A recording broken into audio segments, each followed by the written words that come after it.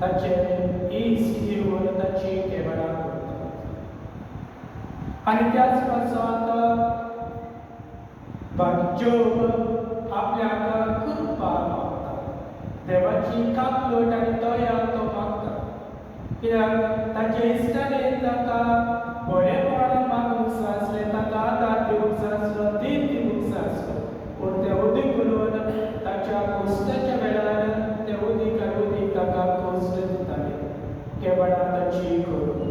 ते पळयताले की जोब आपल्या जिवितांत सदांच देवाचेर विस्वास दवरतलो, ताचेर भरवसो दवरून तो जियेतलो की ना. पूण जोबाक देवाचेर शीर करूंक ना. देवाचेर ताणें विस्वास दवरलो आनी तो